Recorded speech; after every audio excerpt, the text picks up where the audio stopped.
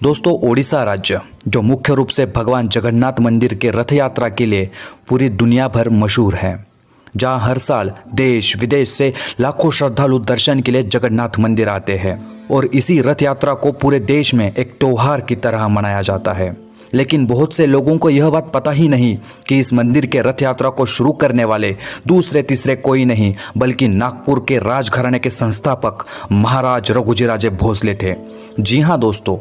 यह मंदिर एक समय धन और वैभव से काफी संपन्नशाली था, परंतु इस मंदिर में स्थित धन की लालसा में कई सारे विदेशी आक्रमणकारियों ने इस मंदिर को लूटा, जिसमें फिरोज शाह तुगलक, जहांगीर, अकबर, औरंगजेब, बंगाल के नवाब जैसे कई सारे बड़े बड़े शासक समाविष्ट थे, जिन्होंने केवल मंदिर की धन संपत्ति को ही नहीं लूटा बल्कि मंदिर के बहुत से हिस्सों को भी तोड़ दिया और मंदिर के आसपास रहने वाले हिंदुओं को मारकर बड़े पैमाने पर रक्तपात किया, जिसकी वजह से मूर्तियों को हर बार मंदिर से बाहर सुरक्षित स्थान पर स्थलांतरित करना पड़ता था।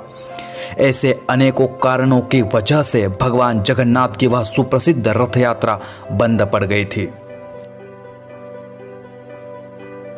ओडिशा में मराठों का शासन।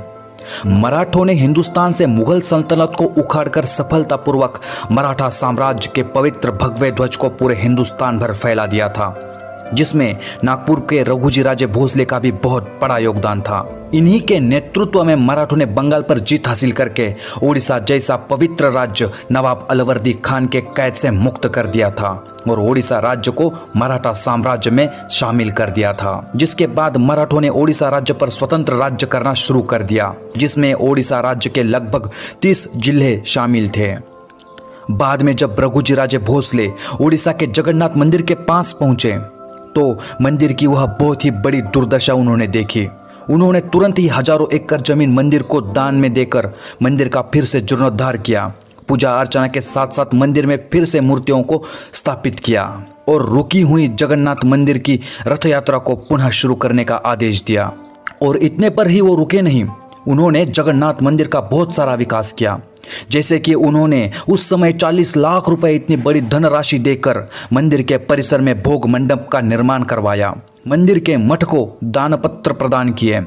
यात्रियों को रहने के लिए मठ का निर्माण भी करवाया और साथ ही साथ लगभग 22 धर्मशालाओं का भी निर्माण करवाया। और इतना ही नहीं, जगन्नाथ मंदिर के महाद्वार के पास 34 फुट का अरुण स्तंभ है, जो जगन्नाथ मंदिर के 25 फुट के अंतर पर है, उसे भी मराठों ने ही स्थापित किया था। और मराठा शासन काल में उस समय सालाना 20,000 रुपए जगन्नाथ मंदिर की रथ यात्रा पर खर्च कर दिए जाते थे। और इसके अलावा